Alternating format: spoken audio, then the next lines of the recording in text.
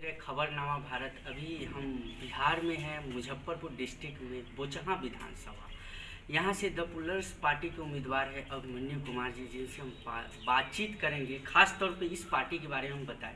6 महीने में पुष्पम प्रिया जी का जो चर्चा का विषय बना इस बिहार विधानसभा में, न जाने नेशनल मीडिया और रीजनल मीडिया दोनों ने कवर किया। और आज के डेट में पुष्पम प्रिया एक मुख्यमंत्री उम्मीदवार है और मुख्यमंत्री उम्मीदवार है, साथ में बोचहां विधानसभा से। अभिमन्यु जी से हम बातचीत करेंगे कि इस पार्टी में कैसे आए और पार्टी का एजेंडा क्या है। सबसे पहले हम अभिमन्यु जी ये जानना चाहेंगे, पार्टी की एजेंडा क्या है।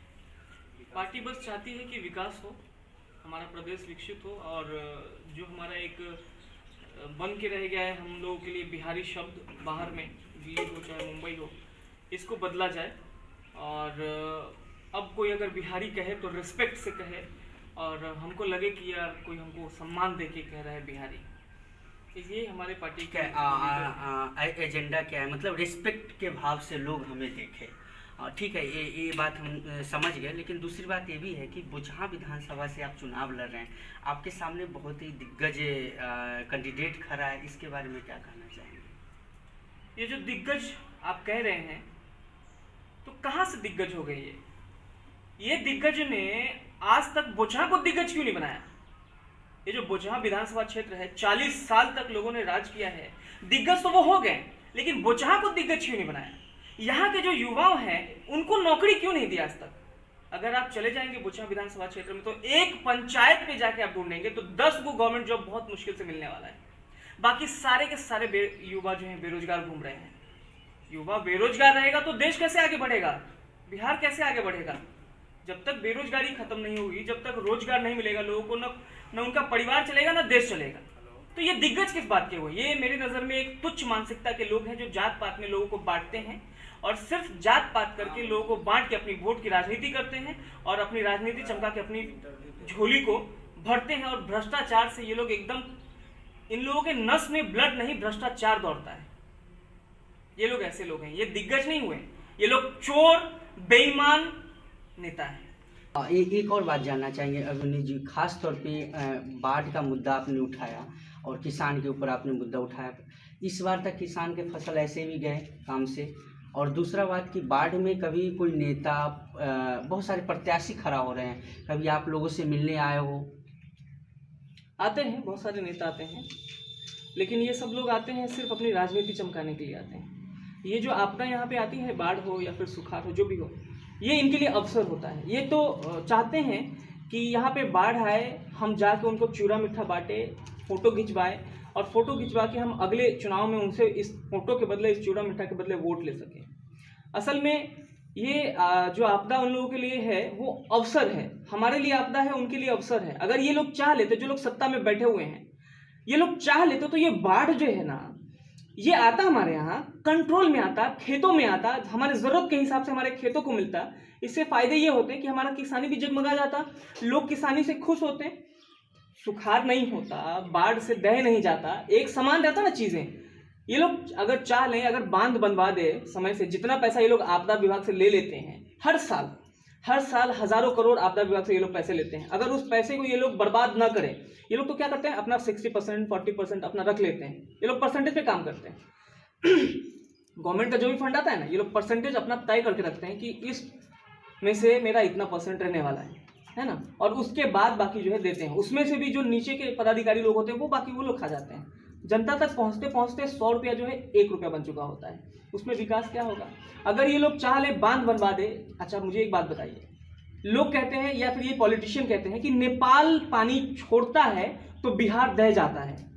तो बिहार सरकार, क्या आपके हाथ में कैपेसिटी नहीं है, क्या आपके पास पैसे नहीं है, क्या बिहार की जनता टैक्स नहीं दे रही है आपको।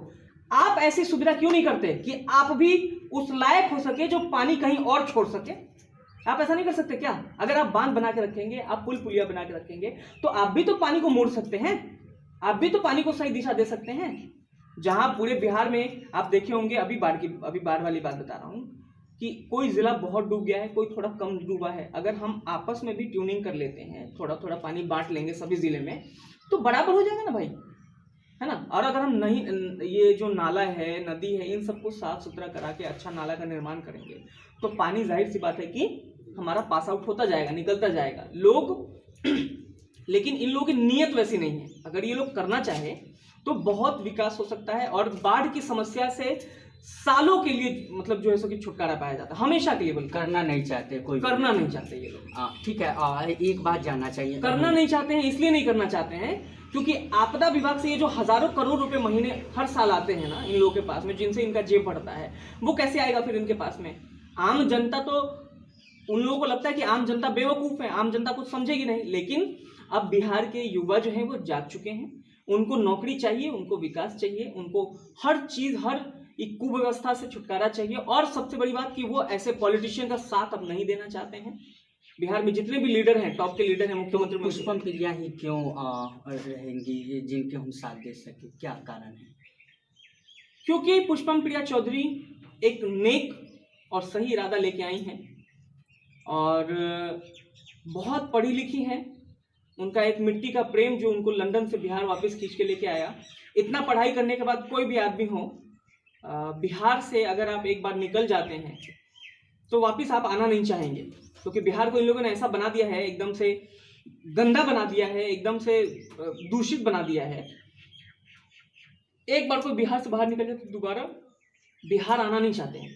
और ये तो बहुत अच्छे जगह पे, बहुत अच्छे पोस्ट पे कार्यरत थी लंदन में, है ना, बहुत अच्छे जॉब से, लेकिन वो वहाँ से छोड़ के आई। अपना मिट्टी का प्रेम इनको खींच के ले आया यहाँ पे। यहाँ की बेटी है वो मिथिला की, वो प्रेम इनको यहाँ खींच के लेके आया कि हमको अपने बिहार का विकास करना है।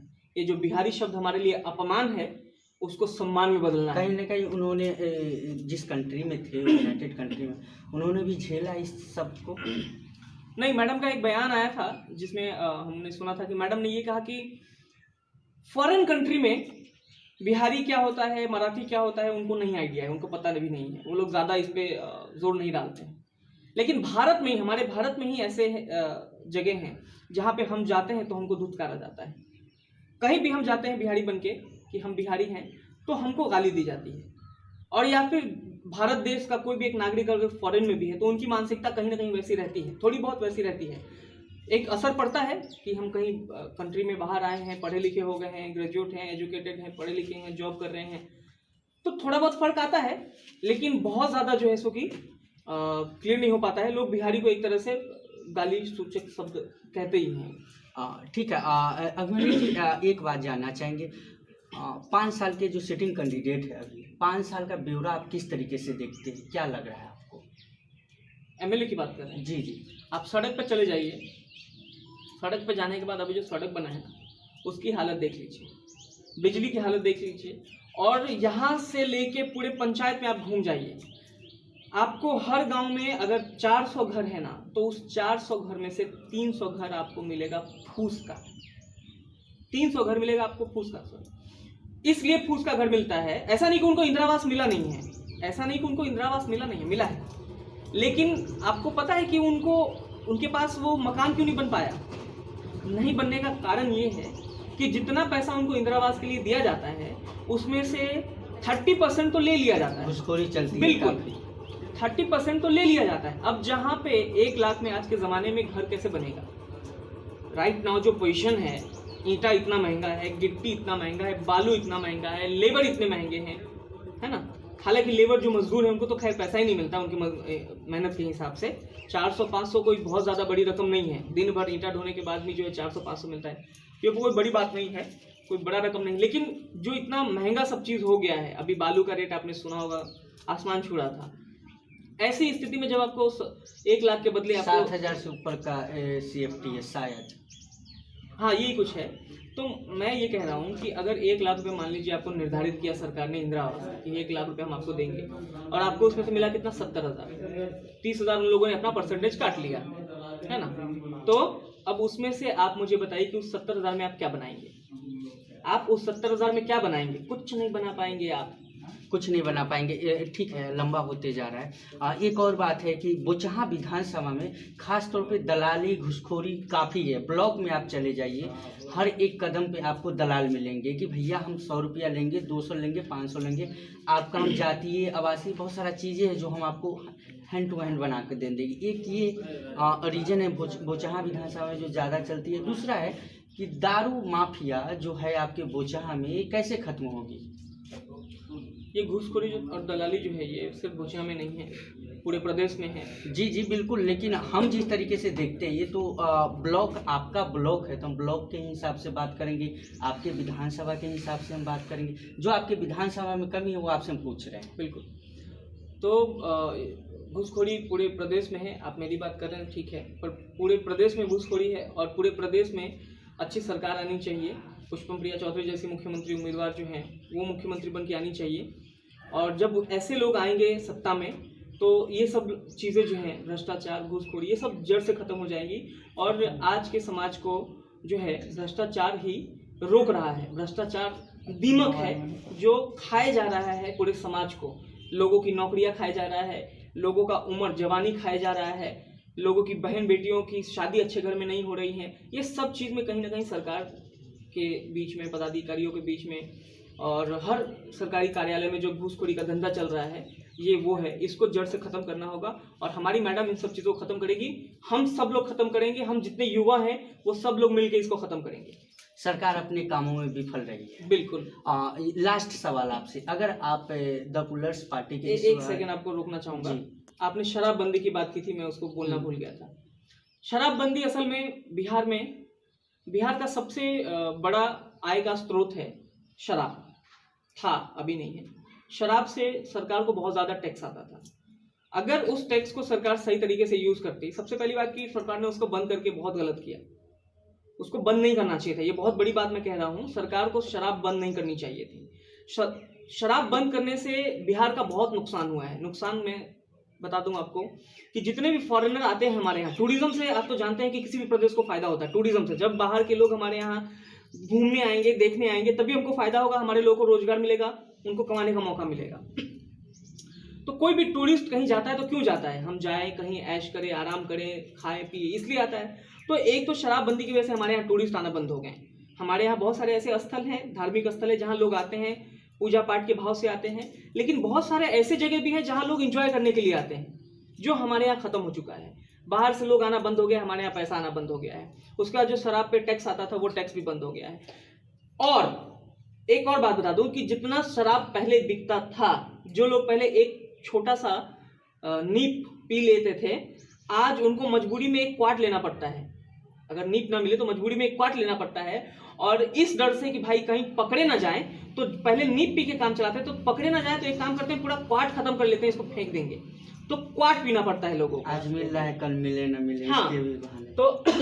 तो इससे लोगों का नुकसान हो रहा है और सब जानती है। मैं आपको जगह नहीं बता सकता, लेकिन आप कहीं भी जाएंगे रोड पे, मैं भी जाता हूँ, देखता हूँ, तो आपको शराब की खाली बोतलें मिल जाएंगी, शराब की खाली बोतलें मिल जाएगी। ठीक है, लास्ट सवाल हम करना चाहिए, अगर द पुलर्स पार्टी के उम्मीदवार आप हैं, यहाँ से जीत कर आते हैं, आप एमएलए कैंडिडेट बनते हैं, तो क्या काम करना चाहेंगे? सबसे पहले तो जितने भी युवा हैं यहाँ पे, उन सब की मैं एक मीटिंग रखूँगा पूरे विधानसभा लेवल पे, और उस सब युवा में से हर लायक आदमी को निकालूंगा। जो नौकरी के लायक होंगे उनको नौकरी कराऊंगा, सरकारी नौकरी। जो प्राइवेट, जो हम लोकल उद्योग लगा रहे हैं, मछली पालन, पशुपालन, इन सब चीज़ों में जो लोग इन्वॉल्व होना चाहेंगे उनको लगाएंगे। या फिर जिनके पास खुद का कोई विज़न है कि हम इस तरह का बिजनेस करना चाहते हैं, अगर सरकार हमारी मदद करे तो ऐसे लोगों को हम हर चीज़ से मदद करेंगे। सरकार से लोन दिलाएंगे, सब्सिडी भी दिलाएंगे, उनकी मदद करेंगे, उनके जॉब, उनको उनके बिजनेस को, व्यवसाय को बढ़ाने में उनकी बहुत हेल्प करेंगे।